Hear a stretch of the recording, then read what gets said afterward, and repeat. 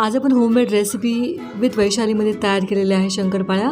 आणि हा शंकरपाळ्या आपण जो लेफ्टवर पाक राहतो आपला, किंवा आपण घरी गुलाबजाम करतो, जिलेबी करतो, आणि त्यानंतर आपला पाक जो शिल्लक राहतो त्यापासून आपण या शंकरपाळ्या तयार केलेल्या आहेत। आणि एकदम परफेक्ट हेल्दी आपल्या शंकरपाळ्या तयार झालेल्या आहेत। तर फ्रेंड्स, त्यासाठी तुम्हाला ही रेसिपी पूर्ण पाहावी लागेल। चला तर रेसिपीला सुरुवात करूयात। तर फ्रेंड्स, आपण एका परातीमध्ये 2 कप गव्हाचं पीठ घ्यायचं आहे। तर आपल्या आजच्या ह्या शंकरपाळ्या हेल्दी शंकरपाळ्या आहेत, त्यासाठी मी ते गव्हाचं पीठ घेतलेलं आहे। तुम्हाला आवडत असेल तर तुम्ही ते मैदा पण वापरू शकता। करायचे 1/4 टीस्पून मीठ ॲड केलेलं आहे, आणि आपण याच्यामध्ये 4 टेबलस्पून तूप ॲड करायचं आहे। तुपाच्या ऐवजी तुम्ही ते वनस्पती तूप वापरलं तरी चालेल। तूप आणि पीठ आपण व्यवस्थित मिक्स करून घ्यायचं 1-2-3 मिनटं।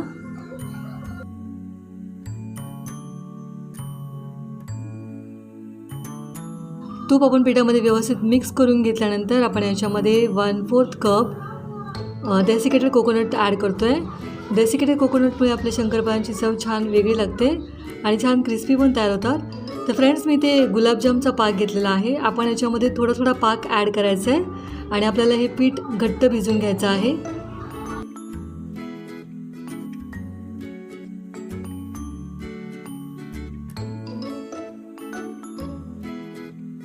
आपलं हे शंकरपाळ्यांचं पीठ व्यवस्थित मळून झालेलं आहे। तुम्ही पाहू शकता एकदम घट्ट मी हे पीठ मळून घेतलेलं आहे।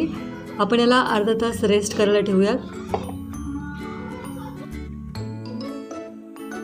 पीठ आपलं व्यवस्थित अर्धा तास रेस्ट करून झालेलं आहे, आणि तुम्ही पाहू शकता की थोडंसं आपल्याला हे ड्राय वाटते पीठ। त्यासाठी आपण थोडंसं याच्यामध्ये पाणी ॲड करायचं आहे, आणि थोडं आपण याला मळून घ्यायचं आहे। त्याच्यामुळे आपलं पीठ थोडंसं सॉफ्ट होईल आणि आपल्याला ते व्यवस्थित लाटून घेता येईल। तर फ्रेंड्स, मी पाहू शकता आपला हा शंकरपाळ्याचं पीठ व्यवस्थित तयार झालेलं आहे। आपण याच्यावर शंकरपाळ्या तयार करायला घेऊयात। आपण हे पीठ घट्ट मळून घेतल्यामुळे आणि याच्यामध्ये तूप असल्यामुळे तुम्ही पाहू शकता की आपण जेव्हा हे पीठ लाटायला जातो तेव्हा क्रॅक्स पडतात भरपूर। तर हे क्रॅक्स आपण थोडेसे मॅनेज करून घ्यायचे आहेत, आणि आपलं हे पीठ आपल्याला लाटून घ्यायचं आहे। खूप जास्त जाड नाही आणि खूप जास्त पातळ नाही, अशा प्रमाणात आपण हे लाटून घ्यायचं आहे। त्यानंतर आपण स्क्वेअर आकाराचे आपले शंकरपाळे तयार करून घ्यायचे आहेत।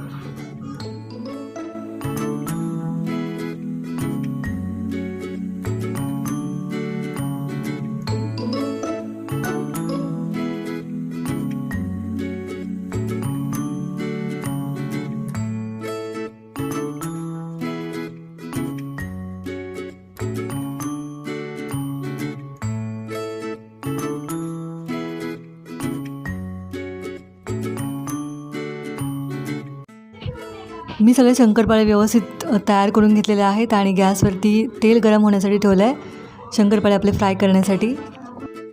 तेल आपलं व्यवस्थित गरम झालेलं आहे, आणि आपण गॅसची फ्लेम स्लो करायची आहे। स्लो फ्लेमवरती आपण छान क्रिस्पी होईस्तोपर्यंत हे शंकरपाळे फ्राय करून घेऊयात।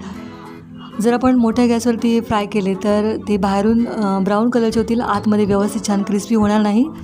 त्यासाठी आपल्याला गॅसची फ्लेम स्लो करायची आहे, आणि स्लो फ्लेमवरती आपण हे व्यवस्थित गोल्डन ब्राऊन कलर होईस्तोपर्यंत फ्राय करून घ्यायचे आहेत। फ्राय करताना आपण ह्यांना थोडंसं सावकाश मिक्स करायचं आहे, कारण थोडं तेलामध्ये गेल्यावरती हे थोडेसे सॉफ्ट होतात। त्यासाठी आपण यांना सावकाश मिक्स करून फ्राय करायचं आहे। आपले हे शंकरपाळे गव्हाच्या पिठाचे असले तरी छान क्रिस्पी होतात। तुम्ही पाहू शकता छान कलर आला आपल्या शंकरपाळ्यांना, आणि हे थोडेसे गरम असेल तेव्हा थोडेसे सॉफ्ट असतात, थंड झाल्यानंतर छान क्रिस्पी होतात। आय होप तुम्हाला आजची ही लेफ्ट ओव्हर शुगर सिरप किंवा आपला साखरेचा पाक उरतो त्याच्यापासून केलेल्या शंकरपाळ्यांची रेसिपी नक्कीच आवडली असेल। रेसिपी जर आवडली असेल तर लाईक, शेअर आणि कमेंट करायला विसरू नका, आणि हो, चॅनलला पण सबस्क्राईब करायला विसरू नका। भेटूयात पुढच्या रेसिपीमध्ये, तोपर्यंत बाय, थँक्यू।